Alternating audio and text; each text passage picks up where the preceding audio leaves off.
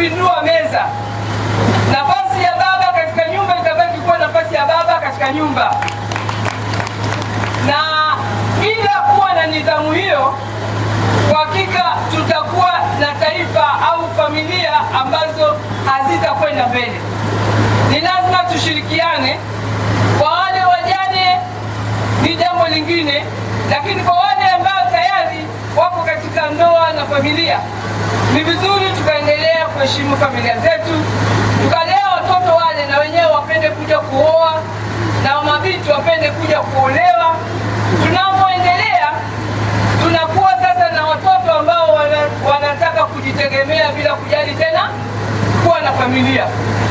Kwa hivyo hakuna taasisi ya muhimu katika taasisi zote kama taasisi ya familia. Familia ndio itakusababisha ukapata watoto kulingana na kanuni za dini zetu, kwa maana watoto ambao watakuwa wamepatikana katika njia ambayo itajenga heshima, lakini itakuwa na hofu ya Mungu.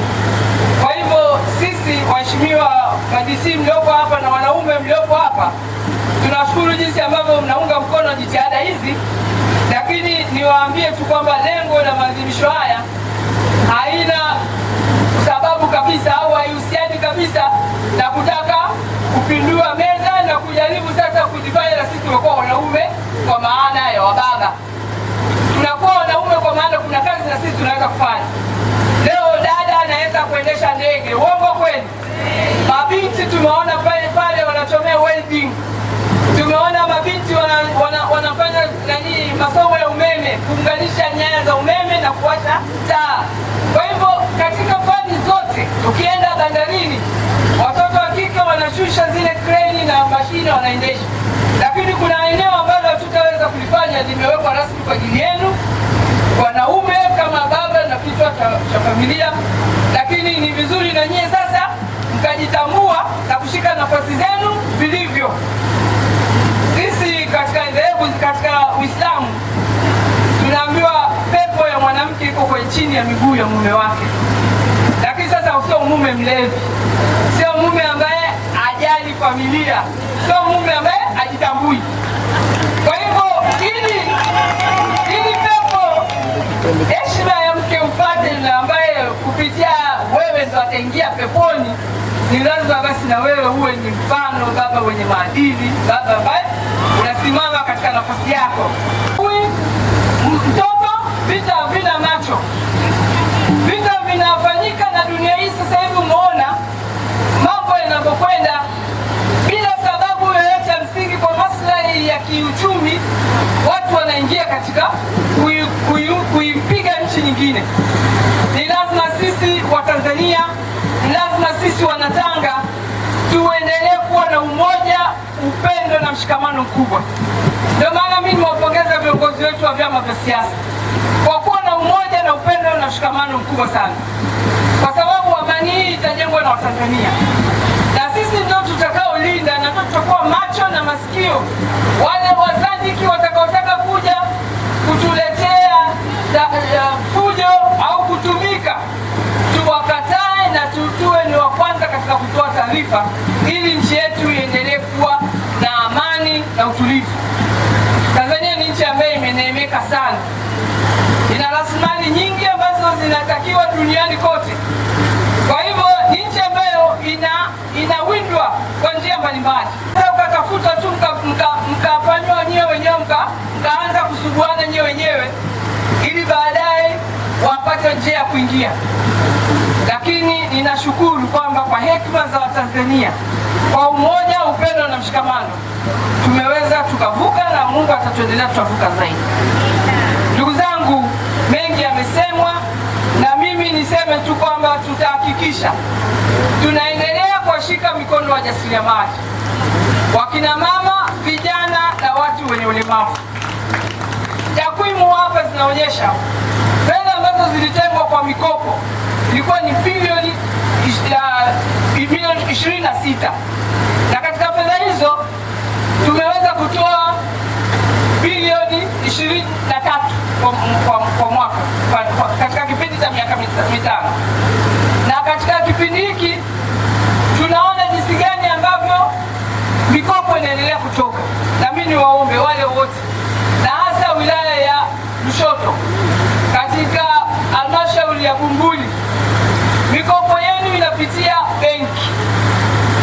Mikopo yenu inapitia benki. Usiogope benki ya NMB kuingia kwamba watakutaka utoe hati. Hati tayari Mama Samia ameshailipia. Wewe nenda NMB waulize jinsi ya kupata mikopo ile ya wakina mama kupitia dirisha hili la Dr. Samia Suluhu Hassan. Wataeleza vile vigezo vya kuweza kupata mikopo hiyo. Mama Samia oye! Tumsifu Yesu Kristo. Awali ya yote nimshukuru Mwenyezi Mungu kwa kutujalia afya na pumzi tukaweza leo kuhitimisha siku hii ya wanawake duniani ambayo maazimio haya kimkoa yamefanyika hapa katika wilaya ya Korogwe. Siku hii ni muhimu sana duniani, inayotukumbusha nafasi, mchango na mapambano ya wanawake katika kujenga jamii yenye haki sawa na maendeleo. Kwa niaba ya vyama vya upinzani mkoa wa Tanga, napenda kutoa pongezi za dhati kwa serikali na mkoa wa Tanga chini ya uongozi wa mkuu wa mkoa wa Tanga Mheshimiwa Batilda Buriani kwa kuandaa na kuratibu maadhimio haya muhimu katika wilaya hii ya Korogwe. Hii inaonyesha dhamira ya dhati ya kuona wanawake wanapewa nafasi ya kutambuliwa, kusikilizwa, kushiriki kikamilifu katika maendeleo ya jamii yetu. Mheshimiwa Mkuu wa Mkoa, siku ya wanawake duniani ni zaidi ya sherehe, ni siku ya kutafakari mafanikio ya wanawake, lakini pia ni siku ya kujiuliza bado tuna safari gani mbele yetu katika kuhakikisha usawa wa kijinsia unakuwa halisi katika maisha ya kila siku. Wanawake wa Tanzania, hasa wanawake wa mkoa wa Tanga, wameendelea kuwa nguzo muhimu katika uchumi, familia na taifa. Wanawake ndio wakulima wakuu mashambani, wafanyabiashara katika masoko, walezi wa familia zetu na pia viongozi katika taasisi mbalimbali. Hivyo, pamoja na mchango huu mkubwa, bado wanawake wengi wanakabiliwa na changamoto mbalimbali zikiwemo ukosefu wa mitaji ya kutosha kwa shughuli za kiuchumi, unyanyasaji wa kijinsia, vikwazo katika kupata elimu na nafasi za uongozi, changamoto za kiafya haswa kwa kina mama na watoto. Ni wajibu wetu sote, bila kujali itikadi za vyama vyetu, bila kujali itikadi za kisiasa, kuunganisha nguvu ili kupambana na changamoto hizi. Mheshimiwa Mkuu wa Mkoa, kwa niaba ya vyama vya upinzani, tunapenda kusisitiza kuwa maendeleo ya wanawake hayapasi kuwa ajenda ya chama kimoja, bali ni ajenda ya taifa zima. Wanawake wanahitaji haya yafuatao. Wanawake wanahitaji fursa sawa katika uongozi na maamuzi, mazingira salama na kufanya biashara na kazi, upatikanaji wa mikopo na mitaji, elimu bora kwa wasichana wetu na ulinzi madhubuti dhidi ya vitendo vyote vya ukatili wa kijinsia. Tunaamini kwamba tukishirikiana kama viongozi, taasisi na jamii kwa ujumla, tunaweza kujenga jamii yenye usawa, haki na heshima kwa mwanamke. Mheshimiwa Mkuu wa Mkoa, tunatambua jitihada zinazofanywa na serikali katika kuhamasisha maendeleo ya wanawake kupitia sera na mipango mbalimbali. Hata hivyo, tunahimiza juhudi hizi ziendelee kuimarishwa zaidi ili wanawake wengi zaidi ya vijijini na mijini waweze kunufaika na fursa zilizopo. Wanawake wa Tanga wana uwezo mkubwa, wanahitaji tu kuaminiwa, kupewa nafasi na kuungwa mkono. Nchi wenzangu mliokusanyika hapa, maadhimio ya leo yawe chachu ya kutukumbusha kuwa kila mwanamke ana haki ya kuishi kwa heshima, usalama na fursa sawa za kimaendeleo.